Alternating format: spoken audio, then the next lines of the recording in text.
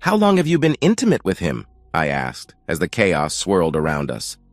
Margot stared at me, as tense and on edge as a cat meeting another cat in an alleyway. Her eyes darted here, there, and everywhere. "Why did you hit that man?" she shouted. She needed to be heard over the noise of people excitedly swirling around to take a look at the man on the floor, and me, the guy who put him there. "Because he told me he was intimate with you. I didn't feel the need to let him get away with it." "But he never said a word to you." I sighed. It seemed we were going to have to go all around the houses to get to the truth on this. I took her arm and drew her out onto the balcony. The view out over the city was good, but my attention was elsewhere. "Johnny, what's this all about? You just stood up and hit Frederick for no reason." Damn it. Why won't she allow me a level of intellect that understands signals and not just words? It wasn't for no reason. I'm not some psycho who goes around hitting strangers for no reason whatsoever. I told you.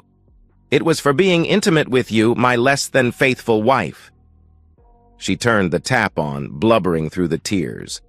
"How can you say that? How dare you? I have never—" I cut her off.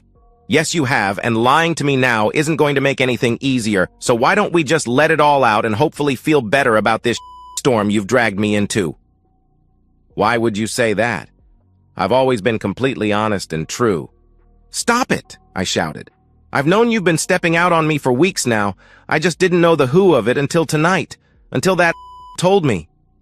But he never said a word." "He didn't. But he still said it just as clear as day." "I don't understand," she wailed. "I was going to have to wait around anyway, until the emergency services turned up. Police, ambulance, and maybe even the fire brigade or even the army. It all depended on who had been called, so we might as well get through it." I told her to wait there, putting enough sternness into my voice that I knew she would comply, and went to get us drinks from our table and that lovely little cigar case that had the cutter and lighter built in from the suit jacket I'd hung on the back of my chair. I loved that case just as much as I loved its contents, had done ever since Margot had given it to me for my birthday the previous year.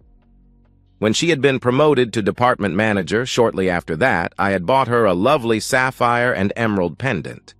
We liked giving each other things we had extensively and exhaustively searched out.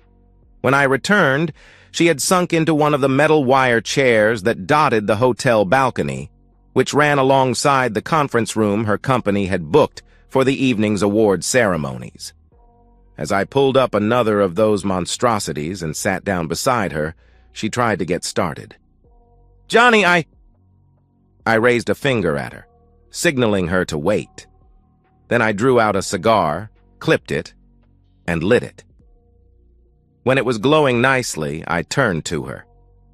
"You've been messing around on me for the past 3 weeks, maybe more, probably more. You thought you were hiding it, but you weren't. It was your stories that gave you away." She looked incredulous. "What do you mean, my stories? What are you talking about?" I gave a ruefully bitter laugh. "The stories you and your women friends tell when we all get together." We were still quite young, had been married 6 years with Bethy, our daughter, and had a lot of friends who were very much like us. Yuppies, I suppose, is the best word, although I don't like thinking I am one. So every weekend, we would all hang out at one or other of our homes, or head to the lake or park for a barbecue and drinks. And in the natural course of things that always seems to happen at these get-togethers, the men would slowly congregate together in one group and the women in another, and each would regale the others in the group with stories about their partners. The men would basically bring each other up to date on what was going on in their lives, conversations they'd had with their wives, decisions made, plans put together for future vacations, or places they'd discovered that their children might like. Then the conversation would swing away to business, politics, and, of course, sport, with little byways into remembering when, trying to make each story more interesting or funny than the previous speaker. We all had pretty good senses of humor, and blasts of laughter would foghorn from the men's group at regular intervals. and the women would do the same, except their conversations seemed set at a much more basic level than ours. There were no fixed rules or even conscious decisions about when and how the groups would form, and people would split away to chat with people in the other group all the time, reminding a partner of something they had just thought of, telling a tidbit of gossip just heard that was too good to wait until the trip home, or just for a hug and a squeeze of a hand. It's just how people are when they get together. The thing is, I'd hung out near the women's group often enough that I knew the topics of conversation would usually be about husbands, children, homes, or something newly purchased. Hell, that was what the men covered as well, among other things. But the tone was very different. The women in our circle of friends would start off casually gossiping about what was going on in their lives, which would gradually morph into what their husbands were doing, and then change further into what their husbands were doing wrong. When it came to things they did wrong, husbands were the preferred topic, even beating out how horrendous their children's moods, untidiness, and eating habits were as the greatest source of merriment. It would start lightly, with a little emphasis here and there when describing something a husband had done, causing much hilarity amongst them. Then it would quickly become a competition to one-up each other about how awful their husbands were and how badly they screwed things up. Each story would be interrupted by screeches of laughter at a mean comment that one of them would chip in, and the mood would seem to get even nastier as each new raconteur took up a tale. Thank God for children, as it was usually they who would interrupt the group's toxic conversation, kids complaining about each other, crying over a fall or scrape, or whining for something to put in their mouths. Hey, I'm not moaning about the kids, they were just doing what all kids do. I know now that this is not an unusual state of affairs when women get together. Hell, even I think that quite a few husbands are absolute jerks who don't deserve the wife they have. So the conversations are a way of lowering tension in the women and allowing them to vent in a passive-aggressive way which they can blow off as just having a laugh. But the first time I heard it ramp up, the way it always does, took me completely by surprise. I was in the kitchen checking the marinade on the steak and chops and could hear the women chatting in the lounge. There was a burst of laughter that brought a smile to my face, and I began to consciously listen in. May was having a go at Dom, who, according to her, always tries to score some three-pointer by throwing his socks at the laundry basket from his side of the bed. He even tries to do trick shots by making them spin in the air. Idiot stuff like that. Like there's some crowd watching and cheering him on. Hey, at least he tries for the basket, moaned Annie. Greg just drops them on the floor, as if the act of taking them off makes them non-existent. They exist when I have to pick them up to do the laundry, that's for sure. I don't even mind that, interrupted Freddie. What I object to is the skid marks, and the fact that Vern always manages to turn his boxers inside out when he takes them off, and I have to turn them right side out again to wash. I don't even want to look at that, and I still have to turn them right side out. With my hands. Can you believe it? I couldn't help having a silent snigger at the hapless Vern and his careless toilet habits. He always tried to come across as the macho man, and now, Georgina chipped in. Pete balls his undies up if they have skid marks in them and then tucks them into his socks, so I have to pull them out again to wash. They are the undies with minions on them? Asked Reggie. Oh, now he has more. New ones with the Avengers on, Georgina came back. Iron Man? Sniggered Freddie. Actually, I think it's a male version of Elastigirl, Georgina said, straight-faced. The laughter from the whole group was almost deafening. Wow, she just dumped Pete into the garbage disposal of female opinion with that remark, and they just got worse and worse as the conversation went on. Everything from Pete's apparently limp noodle to Stan's flirting with women and Dom's fat belly, which by all accounts needed a corset, or even more appropriately, a bustier, were torn apart for their amusement. Every husband with a wife in the group took more than one tank buster during that conversation, and I didn't think Dom was much overweight at all. It actually shocked me. I thought these women were happy to be married to their men. Yet here they were in some sort of unacknowledged competition to make their husbands the very worst man in their whole circle of friends. Sure, there was lots of laughter going on, but it seemed at the very least to be disloyal, and at worst, outright sneering derision. How could they stand going home with their spouse thinking the way they did, even if they didn't mean it? Damn, at a minimum it was cruel. There was no respect apparent. Luckily for me, Margot didn't take part in these discussions. She would dip into it when passing by, but would wave and smile when encouraged to sit in with them. Until 3 weeks ago. We were at Klaus and Ingrid's house, and as I was passing the lounge window, I saw Margot sitting in the group, wine in hand and laughing hard, both puzzled and curious. I entered the house and remained out of sight. There was the normal complaining about the husband's habits and nasty desires, each in turn having to outdo the previous offerings. Then I heard Margot chip in. "Oh, God, I know all about that. The noises that Johnny makes when he flosses his teeth." I heard her make noises as if she was throwing up, sneezing, humming the theme from Frozen, and gargling all at the same time. I felt my face grow heated. "I think that's the noise Vern made when we made love last night," giggled Freddie. "The last true romantic." "Not a chance," laughed Margot. "My husband is way more romantic. When Johnny finishes, it sounds like a vet just stuck his arm up inside a cow without any warning." She giggled loudly. "No smooth talk or dinner, just womb," chortled Annie. "Not even a flower in sight," Margot finished. There was a delighted howl of laughter. I moved on. I didn't want to listen to any more of that. If there's one person who knows how I sound when I finish, it's me. There wasn't a single note of truth in what she just said. When I come, I don't yell or bray or anything the women had come up with. I let out a series of long, low sighs, as if experiencing an expected pain, like when a doctor carries out an extended check on your sprained knee and it hurts, although you're braced for it. I didn't want to cause a fight in front of our friends, so I stayed cool but not unresponsive for the rest of the day. We got home after a day of wine and sun, and after putting 3-year-old Bethy to bed, just hit the sack and went straight to sleep. But that sound kept echoing in my mind, and it promised to hang about unless I worked it all out. The next day was Monday, so I called Henning Moritz in HR and invited him to lunch on my expense account.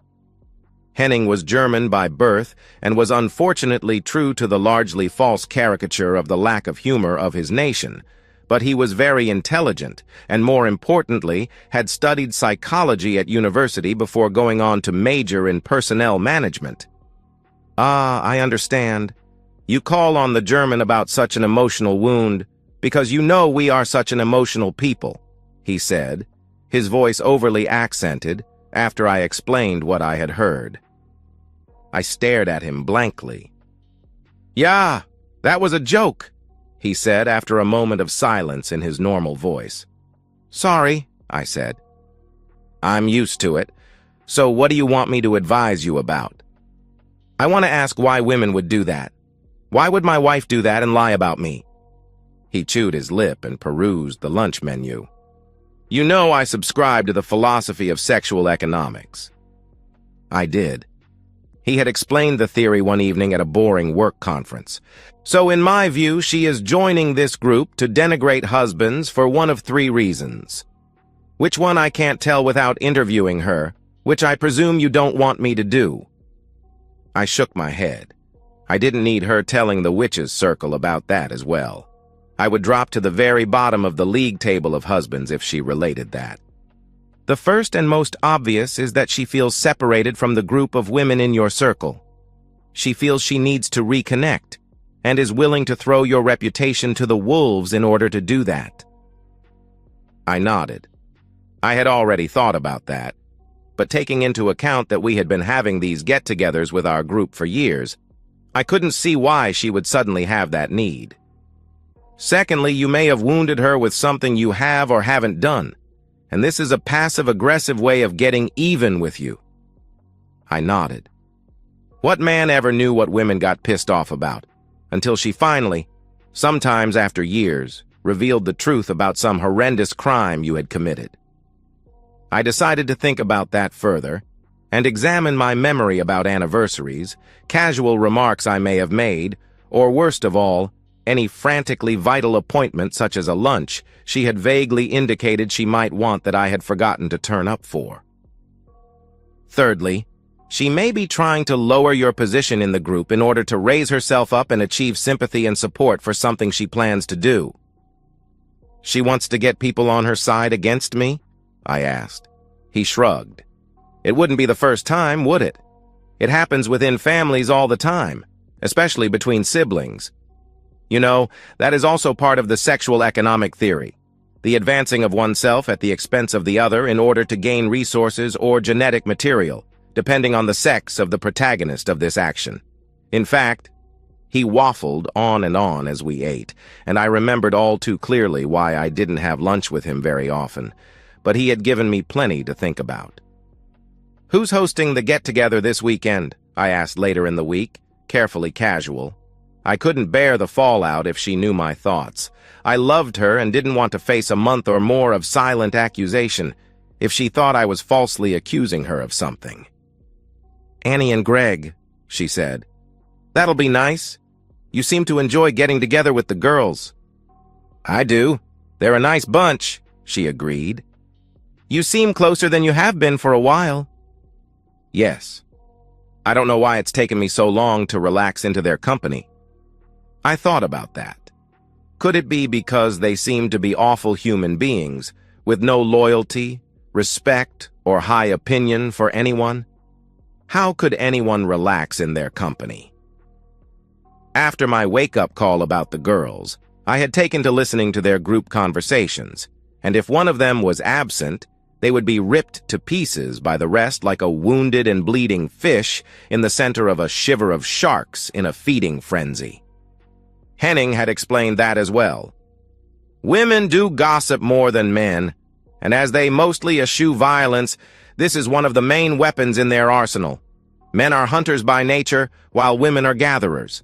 Nuts, seeds, and berries are good, but nowhere near as rich in nutrition as meat.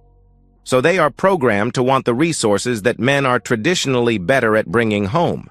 In return, they can offer intimacy and exclusivity, something that usually has no value when offered by men.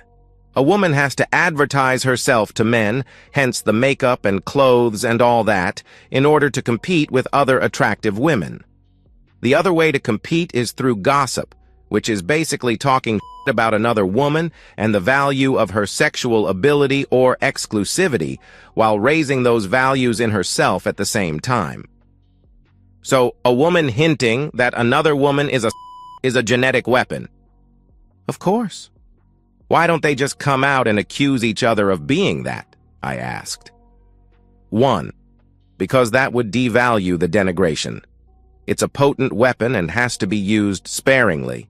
And 2, because first-hand knowledge would place her squarely alongside the in order to gain the knowledge, and that would lower the value of her own promise of exclusivity, and lowering that even a little could cause her a lot of damage in the genetic stakes. So gossiping is the answer? Geez, that's messed up. It's the way our monkey brains have been programmed, he said with a smile. But if they know they are all calling each other even just to each other, why don't they call each other out on it? Studies have shown that most women believe that their friends would defend them against such talk. Almost every woman interviewed maintained that she would defend her friends and firmly believed she did not spread any such gossip onwards. And yet, if that was true, there would be no gossip a go around, so I wouldn't take that denial at face value.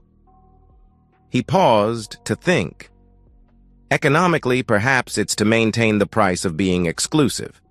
If a woman does sleep around, it increases the flow of intimacy into the market, which, like any other commodity, lowers the price. If they all did it, then the cost to a man of having intimacy would be almost nothing. He wouldn't have to spend much in the way of resources to get laid. However, if the value of that woman's sexual ability is lowered and the promise of exclusivity is questioned, then that maintains the price for those women who are regarded as virtuous and yet good in bed for one man. He took a drink. Good wine. I muttered something, wishing I'd never asked him about all this. To be seen as purely a provider of resources to a woman in order to get intimacy and the promise of faithfulness seemed just so sad. It was the conjunction of those two thoughts that brought up another. Margot had explicitly promised me that she would be faithful to me when we married, and implicitly promised to have intimacy with me at the same time. Was I getting neither? I certainly wasn't getting as much intimacy as I was promised, that was for sure. Once a week, maybe. It was once a month more often than I would like to remember. And if that new little nagging voice in the back of my head was right, then I wasn't getting any exclusivity either. In fact, it was more likely that someone else was getting that. So I watched. I wasn't going to fly off the handle. I had no idea if I was right. And if I wasn't, then bringing it up might actually cause something to happen out of anger, more than diffuse the situation. I loved my wife, but I wasn't blind to the fact that sometimes she was more than happy to cut off her nose to spite her face. So for almost 4 weeks I observed her. I didn't see much that was interesting apart from the fact that she was getting her girls on side each weekend with more and more cutting remarks. Then came the awards evening. I looked over all her fellow workers, wondering if there was a sexual aspect seething unseen beneath the surface. Logically, it was the right place to look. She went to work at 8 in the morning, got home at 6. She didn't travel, and there were no girls' nights except on her birthday, when she and a bunch of her girlfriends would head off to a show and a dinner at a fine restaurant. They would stay overnight in shared rooms, but by checking over her Facebook page and looking at the timestamps on all the pics stored in her phone, any lover would have to rush in, be intimate with her, and be cleaned up and gone within 10 minutes. So it wasn't impossible, but it wasn't likely. So where were the men that may have come into her life and inside her? At work? Where else? For some reason, perhaps because I was looking for a cheating so intently, or maybe because of the stupid Zapata mustache that he wore that was 50 years out of date, I picked up on him straight away. Glad-handing and joking with people, he worked his way towards our table. When he reached us, he greeted other people before saying hi to Margot.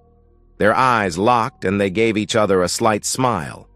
Then he smiled at me, and the corner of his mouth crept up just slightly into a sneer.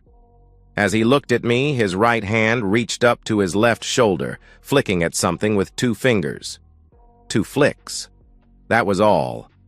But it told me all I needed to know. He was letting me know that I was just a bug in his life, something that he could brush away with contempt. I stood up, leaned over, and punched the left side of his face as hard as I possibly could. I'm no fighter, and I don't have the arms of a Superman, but it was a good punch.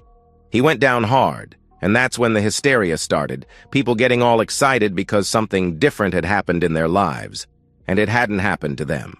So, they could enjoy it all guilt-free, which made them all run around making way too much noise. Margot had thought she was getting away scot-free with having an affair, and it had turned on its head in exactly the wrong place at the wrong time. The upper echelons of her company was mostly female, following the growing trend. But despite their earnings, they still could only offer intimacy and exclusivity to the men in their lives, when they had one.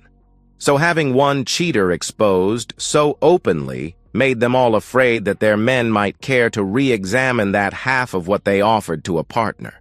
She wasn't going to be flavor of the month for a long time. Those stories you started sharing with your girl buddies, you know, the ones where you get to lie about all the bad habits I have and how your life is while I'm still around?